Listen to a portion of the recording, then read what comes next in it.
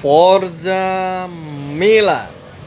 Welcome to back channel Milan ada di hati. Hari ini tanggal 16 September 2022, review sedikit tentang pertandingan Milan versus Dinamo Zagreb, yang dimana Milan telah memenangkan laga ini dengan skor 3-1 melalui gol dari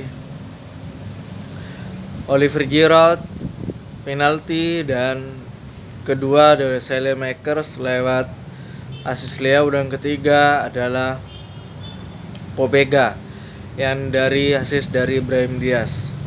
Laga versus Dinamo Zagreb ini adalah laga rotasi yang dimana Pioli menerapkan sistem rotasi yang tersedia dalam line up pertandingan ini sebanyak 5 kali dan bermain bagus di hadapan San Siro dan bisa memenangi laga tersebut, berhasil memuncaki klasemen grup E Liga Champions dengan poin 4. Dan tentunya juga Chelsea bermain seri atas Salzburg 1-1 di Stamford Bridge.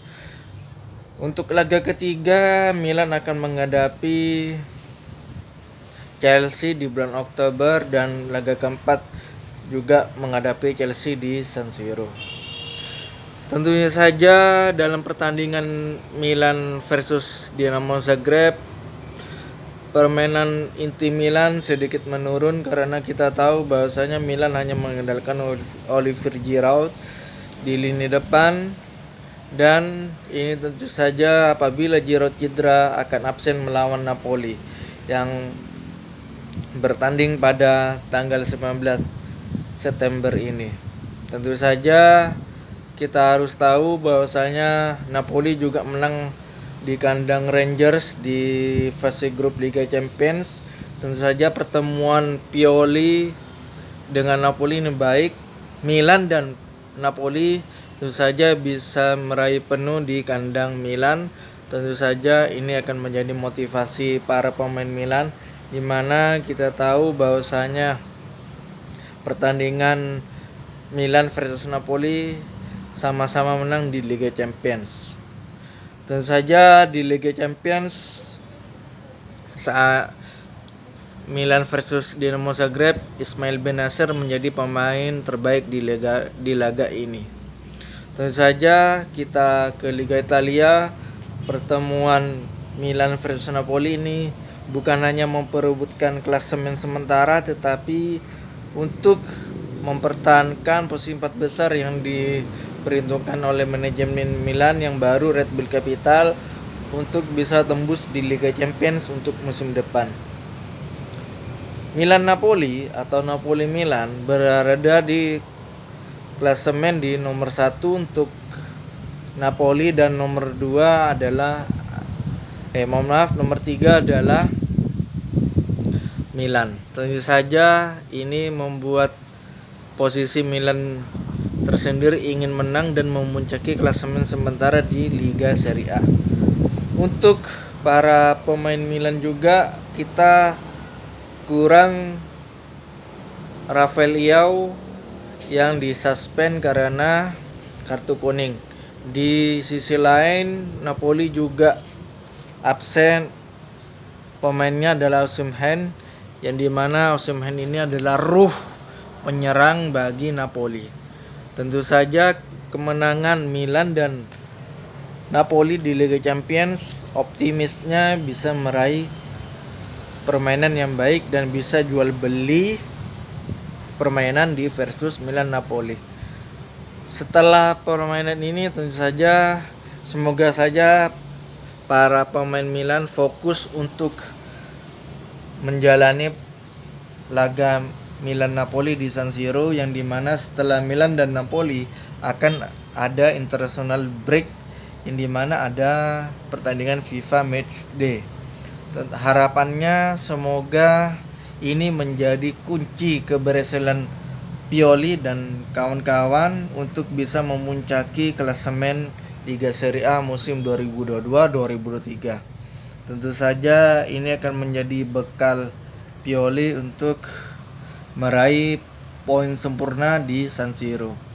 pada hari ini Pioli dan manajemen memberikan libur latihan, akan tetapi para pemain Milan berada di Milanello untuk menjalani sedikit fisioterapi yang pemain-pemain yang diharapkan mengalami cedera sedikit pada laga Milan versus Dinamo Zagreb. Tentu saja ini bisa membuat para Milanisti di dunia bisa berakhir dengan penuh sukacita dengan kemenangan yang diraih oleh versus Napoli ini. Tentu saja ini bisa membuat para pemain Milan ini menjadi fighting spirit untuk berhasil meraih poin. Tentu saja ini akan menjadi buah dari keberhasilan transfer yang dimiliki oleh manajemen baru Milan. Tentu saja kita harus bisa meraih poin ini dan bisa meraih semua gelar, mempertahankan Scudetto ke-19 dan bisa mendapatkan 2 bintang di dada di Milan. Kemenangan versus Dinamo Zagreb ini juga menjadi terakhir bagi Rafael Leao untuk bisa memberikan bukti bahwasanya Leao bisa membuktikan versus Dinamo Zagreb permainan cantik, dan ada kesempatan bagi Theo Hernandez akan maju menjadi sayap kiri versus Napoli, yang dimana Pioli bisa menerapkan formasi 3-4-3 yang dimana pernah dicoba di Liga Serie A versus Sampdoria. Dan ini juga membuat opsi bahwasanya Dest dan Calabria bisa bermain bersamaan di versus Napoli. Dan tentu saja kita harus tahu international break bisa membuat pecah para pemain manapun di klub dan bisa membuat permainan menurun. Saran saya bahwasanya para pemain harus fokus dulu untuk versus Napoli ini dan bisa memikirkan untuk negaranya masing-masing. Kita tahu bahwasanya banyak pemain Milan yang dipanggil oleh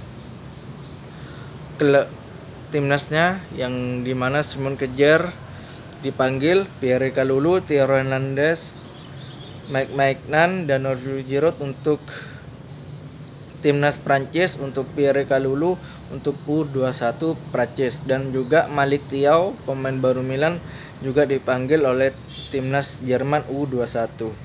Tentu saja banyak pemain Milan yang dipanggil untuk FIFA Matchday ini, semoga saja tidak cedera dan bisa membawa dampak baik bagi permainan Milan, yang tentu saja kita setelah international break akan menghadapi Juventus di laga selanjutnya versus Napoli, setelah versus Napoli.